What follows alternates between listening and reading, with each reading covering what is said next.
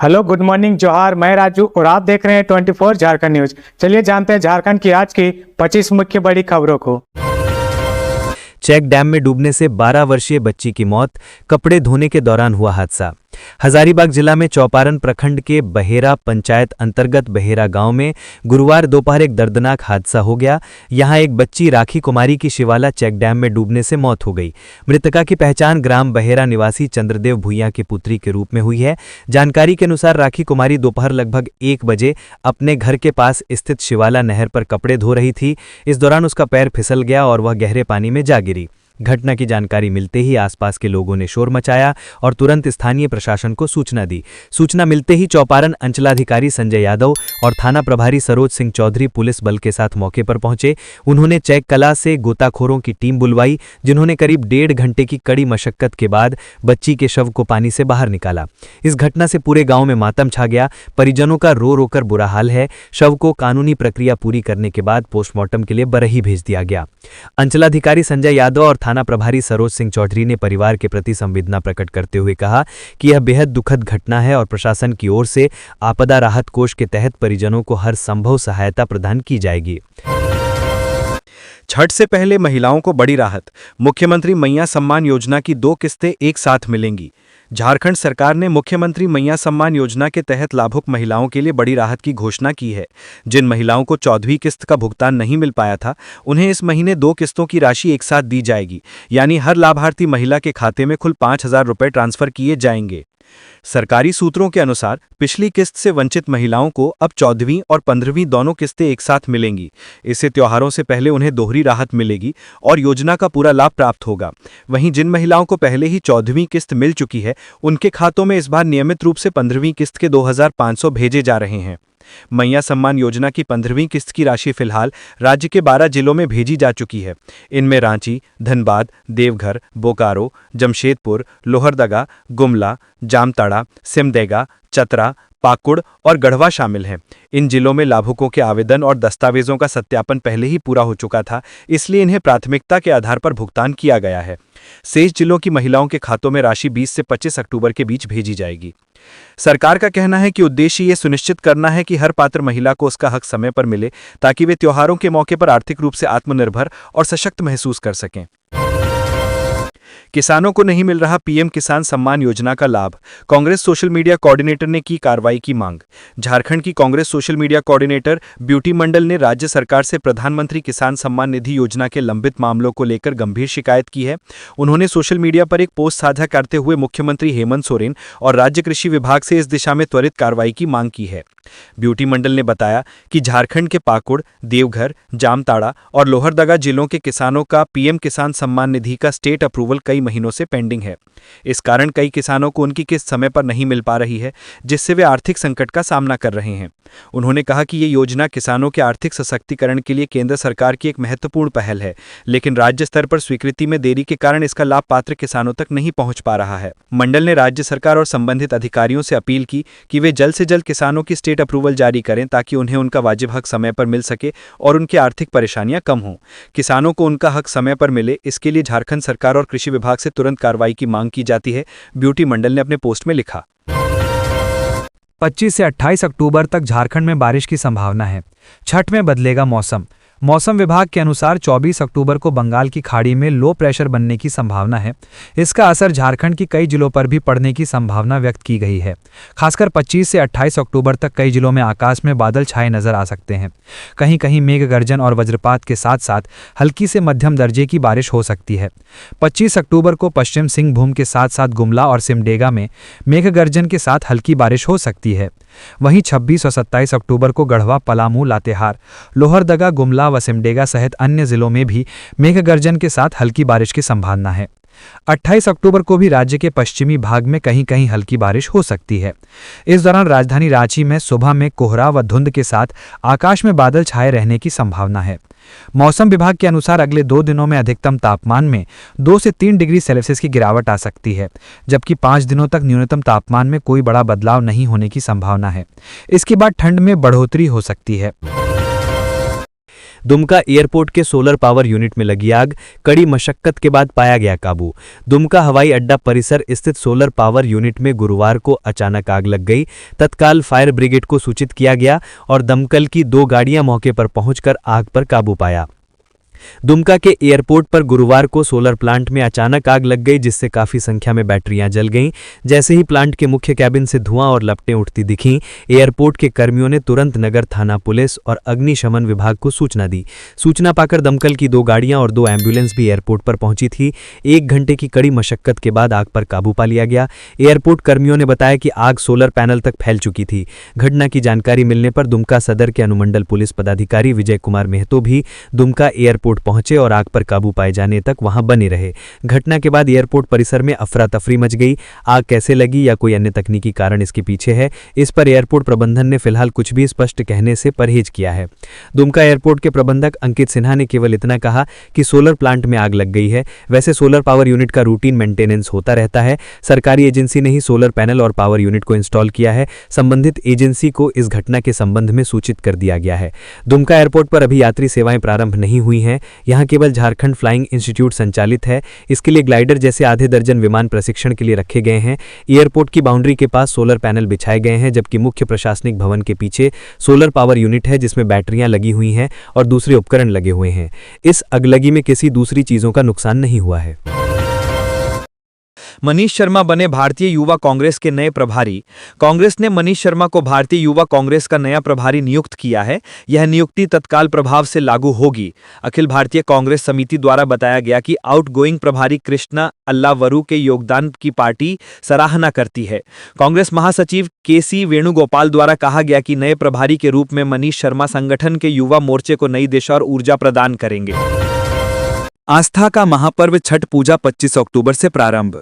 लोक आस्था का महापर्व छठ पूजा 25 अक्टूबर से प्रारंभ होगा और 28 अक्टूबर तक मनाया जाएगा। इस अवसर पर विश्व हिंदू परिषद सेवा विभाग एवं श्री कृष्ण प्रणामी सेवाधाम ट्रस्ट के प्रांतीय प्रवक्ता संजय सर्राफ ने कहा कि छठ पर्व प्रकृति, सूर्य, जल और मानव के पारंपरिक संबंध का प्रतीक है। उन्होंने कहा कि भारत में पर्व त्योहारों की परंपरा जितनी प्राचीन है, उतनी ही विविधतापूर्ण भी है। इन्हीं में से एक छठ पूजा है, जिसे विशेष रूप से बिहार, झारखंड, पूर्वी उत्तर प्रदेश और नेपाल के तराई क्षेत्रों में अत्यधिक श्रद्धा और भक्ति के साथ मनाया जाता है। आज ये पर्व देश विदेश में बसे भारतीयों के बीच भी उत्साहपूर्वक मनाया जाता है। 4 दिवसीय इस पर्व की शुरुआत 25 अक्टूबर को नहाय खाए से होगी। इसके बाद 26 अक्टूबर को खरना, 27 अक्टूबर को संध्या अर्घ्य और 28 अक्टूबर को सुबह का अर्घ्य देकर व्रती उपवास तोड़ेंगे। संजय सर्राफ ने बताया कि सूर्यदेव को जीवन और ऊर्जा का आधार माना गया है, जबकि छठी मैया संतान, सुख, स्वास्थ्य और समृद्धि की अधिष्ठात्री देवी हैं। पौराणिक मान्यता के अनुसार द्रौपदी और राजा प्रियव्रत में छठ व्रत रखकर वरदान प्राप्त किया था। उन्होंने कहा कि यह पर्व पूर्ण सात्विकता, शुचिता और संयम का परिचायक है। व्रती 4 दिनों तक कठोर नियमों का पालन करते हैं और पूजा में प्राकृतिक वस्तुएं जैसे बांस की सूप, ठेकुआ, नारियल, गन्ना और फल का उपयोग करते हैं। छठ पूजा केवल धार्मिक आस्था का प्रतीक नहीं, बल्कि सामाजिक एकता और पर्यावरण संरक्षण का संदेश भी देती है। घाटों पर सभी लोग जाति धर्म से ऊपर उठकर एक साथ सूर्य उपासना करते हैं। ये पर्व भारतीय संस्कृति की उस अनमोल परंपरा का उत्सव है जो मनुष्य और प्रकृति के अटूट बंधन को दर्शाता है। पलामू में मामूली विवाद में 2 व्यवसायियों के बीच मारपीट, थाने में शिकायत।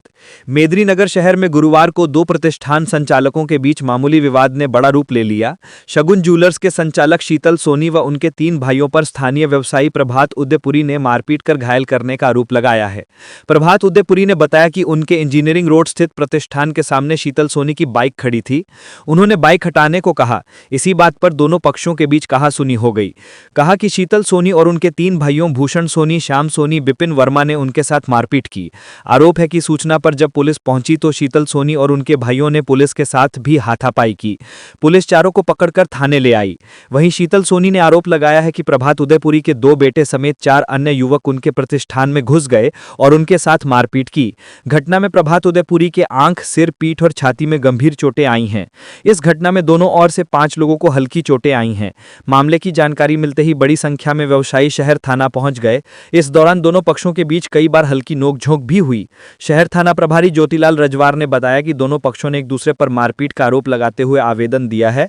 पुलिस मामले की जांच कर रही है। रांची में 4th Saif senior athletics championship 24 से सीएम करेंगे उद्घाटन। राजधानी रांची के मोरहाबादी फुटबॉल स्टेडियम में कल यानी 24 अक्टूबर से चौथी सैफ सीनियर एथलेटिक्स चैंपियनशिप की शुरुआत होने जा रही है। इस अंतर्राष्ट्रीय प्रतियोगिता में दक्षिण एशिया के 6 देश भारत, बांग्लादेश, भूटान, नेपाल, मालदीव और श्रीलंका हिस्सा ले रहे हैं। इस प्रतियोगिता में कुल 300 एथलीट भाग लेंगे। भारत की तरफ से 70 से अधिक खिलाड़ी मैदान में उतरेंगे और 37 स्पर्धाओं में पदक के लिए मुकाबला करेंगे। कार्यक्रम की सभी तैयारियां पूरी कर ली गई हैं। आयोजन स्थल मोरहाबादी फुटबॉल स्टेडियम को खास तरीके से सजाया गया है। दर्शकों के लिए अच्छी व्यवस्था की गई है और प्रवेश बिल्कुल निःशुल्क रहेगा ताकि अधिक से अधिक लोग प्रतियोगिता का आनंद ले सकें। मुख्यमंत्री हेमंत सोरेन इस कार्यक्रम के मुख्य अतिथि होंगे। वे 24 अक्टूबर की शाम 6 बजे चैंपियनशिप का औपचारिक उद्घाटन करेंगे। उद्घाटन और समापन समारोह के लिए 500 कलाकारों की टीम तैयार की गई है, जो अपने प्रदर्शन के जरिए झारखंड की संस्कृति, लोक कला और परंपरा की झलक दिखाएंगे। रामगढ़ में दिन दहाड़े 2 महिलाओं से चेन की छिनतई। सीसीटीवी में कैद हुई उचक्कों की करतूत। रामगढ़ जिले में 1 घंटे के अंदर 2 अलग-अलग जगहों में 2 महिलाओं से सोने की चेन की छिनतई हुई है। बाइक सवार 2 उचक्कों ने छिनतई की वारदात को अंजाम दिया है। दोनों मामलों में परिजन और भुक्तभोगी की शिकायत पर पुलिस मामले की जांच में जुट गई है। इन दोनों छिनतई गैंग का आतंक रामगढ़ शहर में बढ़ गया है। उचक्के दिन दहाड़े महिलाओं से चेन छिनतई की वारदात को अंजाम देकर पुलिस को खुली चुनौती दे रहे हैं। पहली घटना रांची रोड के बसंत विहार कॉलोनी के समीप भीड़भाड़ वाले इलाके में हुई है, जहां बाइक सवार उचक्कों ने महिला के गले से सोने का चेन झपट्टा मारकर उड़ा दिया। हालांकि आधा चेन टूटकर वहीं गिर गया। भुक्तभोगी उस आधे टुकड़े को लेकर रामगढ़ थाना पहुंची और लिखित शिकायत दर्ज कराई है। ठीक उसी समय एक बुजुर्ग थाने पहुंचे और उन्होंने भी छिनतई का लिखित शिकायत पुलिस से की है। उन्होंने पुलिस को बताया कि बिजुलिया सांत्वना शरण जाने वाले रास्ते में रामगढ़ एसडीपीओ परमेश्वर प्रसाद के आवास के गेट के सामने उनकी पत्नी से बाइक सवार 2 उचक्के सोने की चेन छीनकर फरार हो गए। दोनों जगहों पर जब सीसीटीवी कैमरे का मिलान किया तो दोनों जगह पर एक ही हुलिया के छिनतई गैंग सदस्य नजर आए। कैलाश चंद्र शर्मा ने पुलिस को दिए गए आवेदन में बताया है कि वे पत्नी के साथ अस्पताल जा रहे थे। इसी दौरान बाइक सवार 2 उचक्के पहुंचे और पीछे चल रही पत्नी रंजना देवी के गले से झपटा मारकर सोने की चेन की छिनतई कर फरार हो गए। वहीं चेन छिनतई की शिकार बबीता ने बताया कि वह पूजा के लिए बेटी के साथ जा रही थी। इस दौरान बाइक सवार 2 लड़के हमारा पीछा कर रहे थे। जहां पूजा हो रही थी वहां भीड़भाड़ थी। इस क्रम में अचानक बाइक सवार युवकों ने झपट्टा मारकर गले से सोने का चेन उड़ा लिया। इस दौरान चेन का आधा हिस्सा टूटकर वहीं गिर गया। वहीं भुक्तभोगी महिला बबीता की बेटी प्रियांशी प्रिया ने बताया कि बाइक सवार युवक जब आगे पीछे कर रहे थे तो उन लोगों को काफी डर लग रहा था। इस दौरान हम लोगों ने उन्हें टोका भी, लेकिन वे निडर होकर हमारा पीछा कर रहे थे। इस क्रम में अचानक बाइक मोड़कर आए और मां के गले से चेन झपट कर भाग गए। उन्होंने बताया कि हमें छेड़खानी या अपहरण जैसी वारदात का भी डर लग रहा था। प्रियांशी ने बताया कि दिन दहाड़े अति व्यस्त इलाके में चेन छिनतई की वारदात को अंजाम दिया जा रहा है। इससे पता चलता है कि अपराधियों के हौसले बुलंद हैं। पुलिस को आरोपियों पर कार्यवाही करने की जरूरत है। वहीं पूरे मामले में रामगढ़ थाना प्रभारी नवीन प्रकाश पांडे ने बताया कि दोनों मामलों पर कार्यवाही हो रही है। सीसीटीवी में गाड़ी नंबर और हुलिया का मिलान किया जा रहा है। वित्त मंत्री ने झारखंड में महागठबंधन में दरार को नकारा। राजद ने कहा, झामुमो के हर फैसले का स्वागत। बिहार में गुरुवार को महागठबंधन की ओर से तेजस्वी यादव को सीएम और मुकेश सहनी को डिप्टी सीएम फेस घोषित कर दिया गया है। लेकिन बिहार विधानसभा चुनाव 2025 से झारखंड मुक्ति मोर्चा के अलग हो जाने और उसके बाद सीएम हेमंत सोरेन के बेहद करीबी मंत्री सुदिव्य कुमार सोनू द्वारा दिए जा रहे बयानों पर गठबंधन के अंदर की राजनीतिक कयासों का दौर जारी है। इस बीच कांग्रेस विधायक सह वित्त मंत्री राधा कृष्ण किशोर ने झारखंड महागठबंधन में ऑल इज वेल की बात कही। मंत्री ने आगे कहा कि मुख्यमंत्री हेमंत सोरेन एक परिपक्व राजनेता हैं, वहीं झामुमो भी परिपक्व राजनीतिक दल है। ऐसे में वह कोई भी अपरिपक्व फैसला नहीं करेंगे। वित्त मंत्री ने कहा कि जब कोई दल या व्यक्ति की खास इच्छा होती है और वह पूरा नहीं होता है तो अपने नेताओं कार्यकर्ताओं के लिए इस तरह की बातें कहनी पड़ती है। हमारा गठबंधन, जिसमें राजद, कांग्रेस और झामुमो शामिल है, में कोई दाग नहीं है। उन्होंने कहा कि बिहार विधानसभा चुनाव का परिणाम आते ही सब ठीक हो जाएगा। क्या जेएमएम के अंदर राज्य में महागठबंधन के स्वरूप को लेकर कोई इफबट चल रहा है? इस सवाल के जवाब में मंत्री राधाकृष्ण किशोर ने कहा कि राज्य में हमारा गठबंधन लालू यादव, राहुल गांधी, मल्लिकार्जुन खड़गे और हेमंत सोरेन के बीच है और इन नेताओं के बीच कोई मनमुटाव या दरार नहीं है। बता दें कि बिहार में महागठबंधन में जगह नहीं मिलने से खुद को बिहार चुनाव से अलग हो जाने का निर्णय लेते हुए गिरिडीह से झामुमो विधायक और मंत्री सुदिव्य कुमार सोनू ने राजद और कांग्रेस पर राजनीतिक धूर्तता और चालबाजी जैसे शब्दों का उपयोग किया था। बिहार चुनाव के बाद झारखंड में गठबंधन में शामिल दलों की समीक्षा की बात कही थी। झारखंड में महापर्व छठ को लेकर एनडीआरएफ अलर्ट, रांची समेत कई जिलों में टीमें रहेंगी मुस्तैद। झारखंड में छठ महापर्व को लेकर सुरक्षा और आपदा प्रबंधन की तैयारियां पूरी कर ली गई हैं। राष्ट्रीय आपदा प्रतिक्रिया बल एनडीआरएफ की टीमें राज्य के प्रमुख जिलों रांची, हजारीबाग और जमशेदपुर में तैनात की जाएंगी। हर साल की तरह इस बार भी छठ पर्व के मौके पर लाखों श्रद्धालु नदियों, तालाबों और जलाशयों के किनारे छठ पर्व मनाने जुटेंगे। ऐसे में श्रद्धालुओं की सुरक्षा को लेकर जिला प्रशासन और एनडीआरएफ दोनों स्तर पर विशेष व्यवस्था की गई है। एनडीआरएफ के डिप्टी कमांडेंट विनय कुमार ने बताया कि बल की ओर से सभी जरूरी रिहर्सल और मॉक ड्रिल पूरी कर ली गई हैं। घाटों पर सुरक्षा, जल स्तर की निगरानी, नाविक दलों की सहायता और संभावित आपात स्थितियों से निपटने के लिए विशेष प्रबंध किए गए हैं। छठ पर्व के दौरान किसी भी अप्रिय स्थिति से निपटने के लिए हमारी टीमें पूरी तरह अलर्ट रहेंगी। राज्य आपदा प्रबंधन विभाग और स्थानीय प्रशासन के समन्वय से एनडीआरएफ की टीमें नदी घाटों, जलाशयों और भीड़भाड़ वाले क्षेत्रों में तैनात रहेंगी। साथ ही जिलों के प्रशासनिक अधिकारियों को आवश्यक उपकरण, बोट, लाइफ जैकेट, रस्सी और मेडिकल किट भी उपलब्ध कराई जा रही है। रांची के Harmu, Kandra road, Kanke dam, Ranchi lake, Hatia और धुरवा जैसे प्रमुख छठ घाटों पर सुरक्षा के व्यापक इंतजाम किए गए हैं। जिला प्रशासन ने साफ सफाई, लाइटिंग और बैरिकेडिंग का कार्य लगभग पूरा कर लिया है। जलाशयों की गहराई को चिन्हित कर सीमांकन कर दिया गया है ताकि श्रद्धालु अनजाने में गहरे पानी की ओर न बढ़ें। एनडीआरएफ की टीम ने स्थानीय गोताखोरों और वॉलंटियर ग्रुप्स के साथ मिलकर रिहर्सल भी की है। रांची सहित अन्य जिलों में छठ घाटों पर मॉक ड्रिल की गई है ताकि किसी भी आकस्मिक परिस्थिति में तुरंत राहत कार्य शुरू किया जा सके। विनय कुमार ने बताया कि एनडीआरएफ की टीमें स्थानीय पुलिस, नगर निगम और स्वास्थ्य विभाग के साथ समन्वय स्थापित कर काम करेंगी। उन्होंने कहा कि छठ के दौरान जनसमूह काफी बड़ा होता है। हमारा प्रयास रहेगा कि लोग बिना किसी डर और असुविधा के पूजा अर्चना कर सकें। हर टीम को विशेष रूप से भीड़ नियंत्रण और बचाव कार्यों के लिए प्रशिक्षित किया गया है। छठ पूजा के अवसर पर सुरक्षा व्यवस्था को लेकर राज्य सरकार भी अलर्ट मोड में है। सभी जिलों के उपायुक्तों और पुलिस अधीक्षकों को सख्त निर्देश दिए गए हैं कि वे 24 घंटे नियंत्रण कक्ष सक्रिय रखें और किसी भी स्थिति में तुरंत राहत कार्य शुरू करें। राजधानी रांची में इस बार छठ महापर्व शांतिपूर्ण और सुरक्षित माहौल में संपन्न हो, इसके लिए एनडीआरएफ से लेकर जिला प्रशासन तक सभी एजेंसियां पूरी तरह सतर्क हैं। श्रद्धालुओं की आस्था के इस सबसे बड़े पर्व को लेकर पूरे राज्य में उत्साह और श्रद्धा का माहौल है। झारखंड में बिगड़ेगा मौसम, छठ के दौरान हो सकती है बारिश, लो प्रेशर एरिया का असर।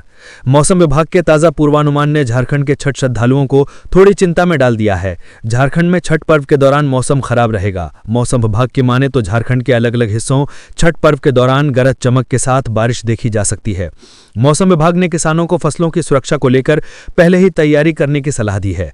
मौसम विभाग के अनुसार दक्षिणी अंडमान सागर में एक निम्न दबाव का क्षेत्र बन रहा है जो तमिलनाडु की ओर बढ़ रहा है। इस सिस्टम के क्लाउड बैंड का असर झारखंड के दक्षिणी और पूर्वी जिलों जैसे जमशेदपुर, सरायकेला, चाईबासा और सिमडेगा पर पड़ सकता है। इन जिलों के अलग अलग हिस्सों में हल्के बादल छाने और रुक रुक कर बूंदाबांदी की संभावना है। 25 अक्टूबर से आंशिक बादल बढ़ने लगेंगे और मौसम में बदलाव देखने को मिलेगा। मौसम विभाग ने 26 और 27 अक्टूबर को झारखंड के कई हिस्सों में बादल छाए रहने और गरज चमक के साथ हल्की से मध्यम बारिश की चेतावनी दी है। इस बारिश का प्रभाव छठ पर्व के दौरान देखने को मिल सकता है। इससे त्योहार के आयोजन में बाधा आ सकती है। इसके साथ ही न्यूनतम तापमान में 1 से 2 डिग्री सेल्सियस की गिरावट देखी जा सकती है। इससे सुबह और शाम के वक्त हल्की ठंडक का एहसास होगा। स्वास्थ्य मंत्री इरफान अंसारी ने कहा, घाटशिला के स्मिता पर हमला बर्दाश्त नहीं होगा। झारखंड के स्वास्थ्य मंत्री डॉक्टर इरफान अंसारी ने गुरुवार को घाटशिला में जारी राजनीतिक बयानबाजी पर तीखा पलटवार किया है। उन्होंने कहा कि उनकी गैर हाजिरी में कुछ रिजेक्ट और अवसरवादी लोग जनता को गुमराह करने में लगे हैं और झारखंडी भाइयों बहनों का अपमान कर रहे हैं।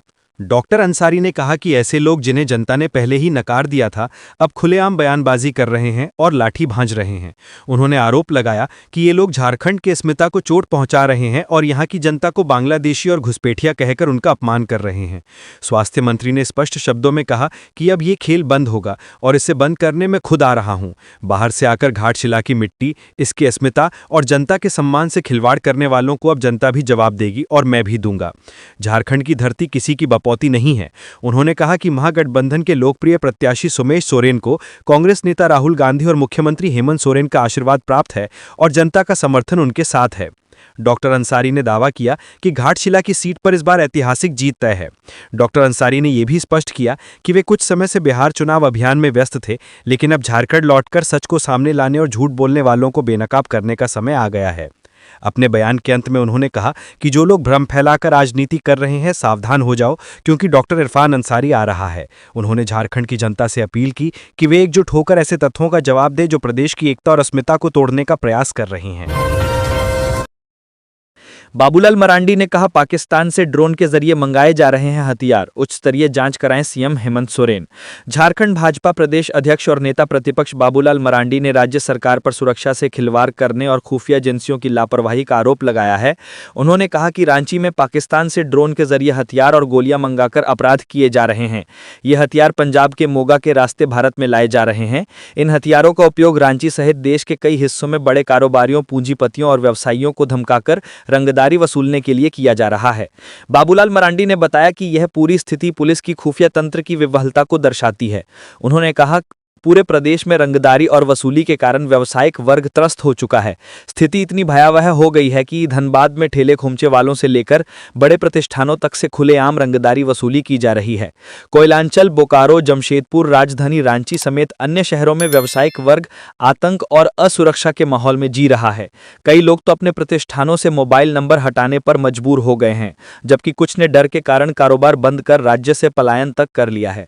उन्होंने सवाल उठाया कि पुलिस को इस पूरे गिरोह की भनक क्यों नहीं लगी, या फिर रंगदारी में हिस्सेदारी की वजह से पुलिस पाकिस्तान से हथियार आयात करने वाले गिरोह को संरक्षण दे रही है। बाबूलाल मरांडी ने कहा कि पुलिस के उस डीजीपी की संलिप्तता से इनकार नहीं किया जा सकता जिसका मुख्य उद्देश्य ही वसूली करना हो। उन्होंने मुख्यमंत्री हेमंत सोरेन से इस गंभीर मामले की उच्च स्तरीय जांच कराने और आवश्यक कार्रवाई सुनिश्चित करने की मांग की है। लातेहार में बंद घर का ताला तोड़कर लाखों की संपत्ति ले गए चोर। लातेहार शहर में चोरी की घटनाएं रुकने का नाम नहीं ले रही हैं। चोरों ने सदर थाना क्षेत्र के बिशुनपुर गांव निवासी मिथिलेश कुमार पांडे के बंद घर का ताला तोड़कर करीब 3 लाख रुपए की संपत्ति पर हाथ साफ किया।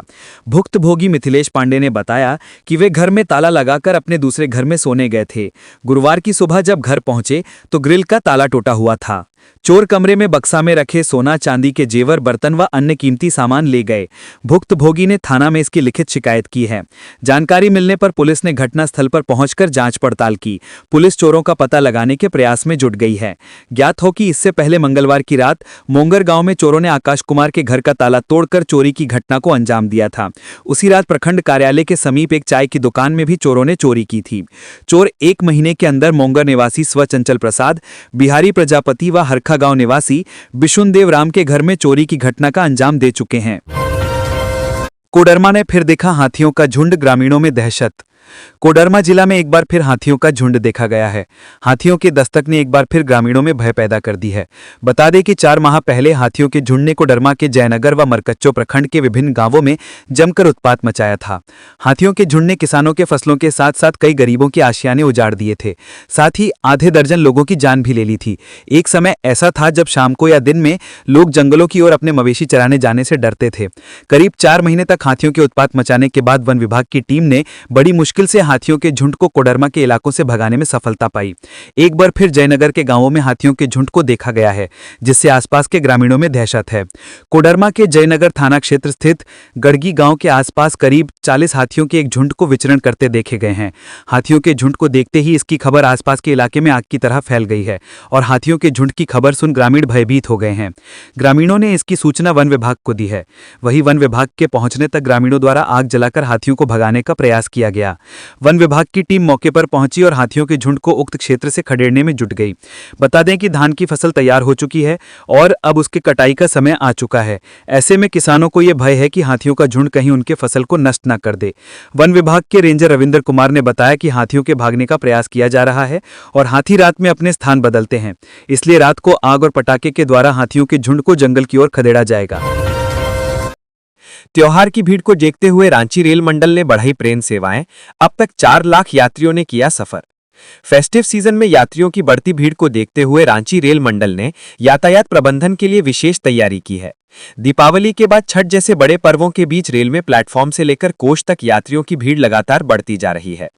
इस स्थिति को संभालने के लिए मंडल की ओर से 20 जोड़ी विशेष ट्रेनों का परिचालन किया जा रहा है। रांची रेल मंडल के सीनियर डीसीएम शुचि सिंह ने जानकारी दी कि अब तक 275 ट्रिप पूरी हो चुकी हैं, जबकि कुल 500 ट्रिप्स चलाने का लक्ष्य है। उन्होंने बताया कि त्योहारों के दौरान यात्रियों की संख्या में अप्रत्याशित बढ़ोतरी हुई है और अब तक करीब 4 लाख यात्री रांची मंडल से सफर कर चुके हैं। भीड़ को नियंत्रित करने और यात्रियों को सुविधा देने के लिए मंडल की ओर से कई अतिरिक्त व्यवस्थाएं की गई हैं। 44 ट्रेनों में 46 एक्स्ट्रा कोच जोड़ दिए गए हैं ताकि यात्रियों को सीटें उपलब्ध कराई जा सकें और भीड़ का दबाव कम किया जा सके। सुचि सिंह ने बताया कि हर ट्रेन में एक्स्ट्रा कोच जोड़ना संभव नहीं है। हम उन्हीं ट्रेनों में अतिरिक्त कोच लगा रहे हैं जिनकी संरचना और तकनीकी क्षमता इसकी अनुमति देती है। जहां संभव है वहां यात्रियों की सुविधा के लिए अधिकतम कोच जोड़े जा रहे हैं। रेलवे ने इस दौरान जनशताब्दी, हटिया पटना एक्सप्रेस, रांची से वाराणसी एक्सप्रेस, रांची से दुर्ग इंटरसिटी और हावड़ा से रांची शताब्दी जैसी ट्रेनों में सबसे अधिक यात्रियों की आवाजाही दर्ज की है। इन ट्रेनों में कंफर्म टिकट मिलना मुश्किल हो गया है। यात्रियों की बढ़ती भीड़ को देखते हुए रांची रेल मंडल ने 2 नई जोड़ी स्पेशल ट्रेनें चलाने की तैयारी भी कर ली है। इन ट्रेनों के परिचालन का शेड्यूल जल्द जारी किया जाएगा। रेल मंडल प्रशासन का कहना है कि इन अतिरिक्त ट्रेनों से रांची से बिहार, उत्तर प्रदेश और बंगाल जाने वाले यात्रियों को राहत मिलेगी। रेलवे अधिकारियों के मुताबिक स्टेशनों पर भीड़ को नियंत्रित करने के लिए रेलवे सुरक्षा बल और जीआरपी की तैनाती बढ़ाई गई है। स्टेशन परिसर में यात्रियों को दिशा निर्देश देने के लिए अनाउंसमेंट सिस्टम को भी सक्रिय किया गया है। छठ को लेकर रांची पुलिस अलर्ट, टाइगर और शक्ति कमांडो को मिला स्पेशल टास्क। छठ पर्व के दौरान चोरी, छेड़खानी और छिनतई जैसी वारदातों पर ब्रेक लगाने के लिए रांची पुलिस कई तरह के इंतजाम कर रही है। पुलिसकर्मियों की ड्यूटी शिफ्ट वाइज लगाई गई है। साथ ही शक्ति कमांडो और टाइगर जवानों को बड़ी जिम्मेवारी दी गई है। वहीं डायल 112 को बेहद एक्टिव किया गया है। रांची पुलिस ने छठ के दौरान चोर उचक्कों और मंचलों पर नकेल कसने के लिए तैयारी में जुट गई है। चोरी की घटनाओं पर अंकुश लगाने के लिए शहर के सभी थाना क्षेत्रों में 24 घंटे बाइक दस्ता को गश्त लगाने का निर्देश दिया गया है। खासकर 27 और 28 अक्टूबर को छठ पूजा के अर्घ के दिन 3 शिफ्टों में मोटरसाइकिल दस्ता, टाइगर जवान घूम घूम कर बंद पड़े घरों, दुकानों और प्रतिष्ठानों पर निगरानी करेंगे ताकि चोरी की घटनाओं पर अंकुश लगाया जा सके। वहीं शक्ति कमांडो छेड़खानी की वारदातों पर अंकुश लगाएगी। महापर्व छठ के दौरान इस बार 26 अक्टूबर को खरना है, जिसमें अधिकांश लोग प्रसाद ग्रहण करने के लिए अपने घरों से बाहर निकलते हैं। वहीं 27 अक्टूबर को शाम का अर्घ्य है, जिसमें लोग अपने घरों से निकलकर भगवान सूर्य को अर्घ्य देने के लिए डैम और तालाबों तक पहुंचते हैं। यही वजह है अर्घ्य के दिन पुलिसकर्मियों को विशेष रूप से अलर्ट रहने का निर्देश जारी किया गया है। रांची एसएसपी राकेश रंजन ने बताया कि छठ के दौरान सुरक्षा को लेकर 3 शिफ्ट में पुलिसकर्मियों की ड्यूटी लगाई गई है। 8-8 घंटे के 3 शिफ्टों में टाइगर मोबाइल दस्ते को लगाया गया है। इसके लिए शहर के हॉटस्पॉट चिन्हित किए गए हैं। सभी हॉटस्पॉट पर विशेष निगरानी रखी जाएगी। बाइक दस्ते के अलावा थाने की पेट्रोलिंग को भी निगरानी का निर्देश दिया गया है। नोएडा में सड़क हादसे में पलामू के सीआरपीएफ जवान की मौत। जम्मू कश्मीर में थे तैनात। नोएडा में हुए एक सड़क हादसे में पलामू के एक सीआरपीएफ जवान की मौत हो गई। सीआरपीएफ जवान वीरेंद्र कुमार शुक्ला जम्मू कश्मीर में तैनात थे। वह अपनी पत्नी के इलाज के लिए छुट्टी लेकर जम्मू कश्मीर से पलामू लौट रहे थे। वह दिल्ली से पलामू कार से जा रहे थे, तभी ग्रेटर नोएडा के पास उनकी कार दुर्घटनाग्रस्त हो गई। शुक्ला की मौके पर ही मौत हो गई। घटना की सूचना मिलते ही सीआरपीएफ के जवान और अधिकारी घटनास्थल पर पहुंचे। सीआरपीएफ ने मृतक के परिजनों को घटना की सूचना दी। वीरेंद्र कुमार शुक्ला पलामू के मेदिनी नगर निगम क्षेत्र के सिंगरा खुर्द के रहने वाले थे। वह 2003 में सीआरपीएफ में भर्ती हुए थे। 43 वर्षीय वीरेंद्र कुमार शुक्ला के परिवार में एक बेटा और एक बेटी हैं। उनके पैतृक गांव सिंगरा खुर्द में शोक की लहर दौड़ गई है। घटना की सूचना मिलने के बाद परिवार के सदस्य भी घटनास्थल के लिए रवाना हो गए हैं। सीआरपीएफ जवान का पार्थिव शरीर शुक्रवार को रांची पहुंचेगा और फिर पलामू स्थित उनके पैतृक गांव सिंगरा खुर्द लाया जाएगा। वहां अंतिम संस्कार संस्कार की तैयारी चल रही है। सिंगरा खुर्द के ओम प्रकाश शुक्ला उर्फ छट्टू शुक्ला ने बताया कि सीआरपीएफ जवान वीरेंद्र शुक्ला की सड़क दुर्घटना में मौत हो गई। बन्ना गुप्ता की अवैध ग्लॉक पिस्तौल जब्ती मामले में सरयू राय ने डीसी को लिखा पत्र, कहा तत्काल कार्रवाई का किया आग्रह। जमशेदपुर पश्चिम के विधायक सरयू राय ने पूर्वी सिंहभूम के जिला प्रशासन के खिलाफ अवैध 0.45 बोर की प्रतिबंधित ग्लॉक पिस्तौल रखने, बेचने और इसके लाइसेंस जारी करने वालों के खिलाफ सख्त कानूनी कार्रवाई करने की मांग की है। उन्होंने इस संबंध में पूर्वी सिंहभूम के उपायुक्त को पत्र लिखकर मामले में तत्काल कार्रवाई का आग्रह किया है। सरयू राय ने अपने पत्र में बताया कि जमशेदपुर से प्रकाशित एक राष्ट्रीय दैनिक समाचार पत्र में पूर्व मंत्री बन्ना गुप्ता की 18 लाख रुपए मूल्य की प्रतिबंधित ग्लॉक पिस्तौल जब्त होने की खबर छपी थी। उन्होंने कहा कि जिला प्रशासन की यह पहल विलंब से सही लेकिन सराहनीय है, फिर भी यह पर्याप्त नहीं है।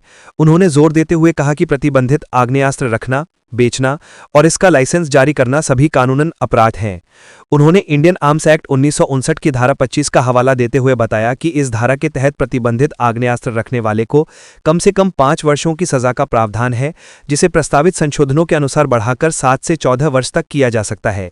इसके साथ ही जुर्माने की भी व्यवस्था है।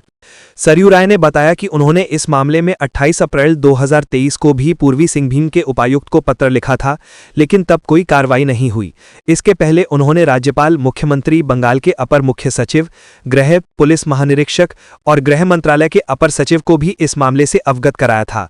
उन्होंने कहा कि तत्कालीन मंत्री बन्ना गुप्ता द्वारा प्रतिबंधित ग्लॉक पिस्तौल रखना और उसका लाइसेंस लेना कानून के खिलाफ है, लेकिन उस समय जिला प्रशासन ने कोई कार्रवाई नहीं की और उल्टा पिस्तौल का लाइसेंस जारी कर दिया।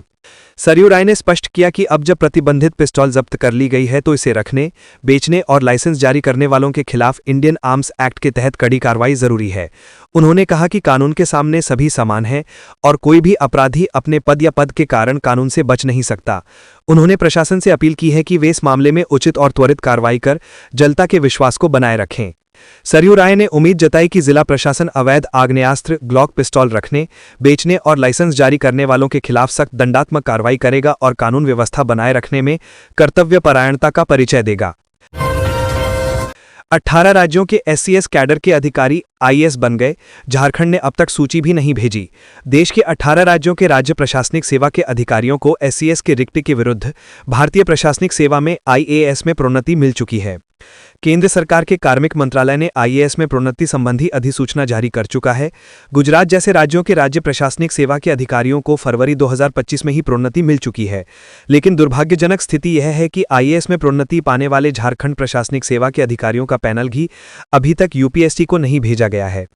यहां मालूम हो कि झारखंड से वर्ष 2024 में झाप्रसे से IAS में प्रोन्नति के लिए कुल 19 रिक्तियां हैं, अर्थात राज्य प्रशासनिक सेवा के 19 अधिकारी IAS में प्रोन्नत होंगे।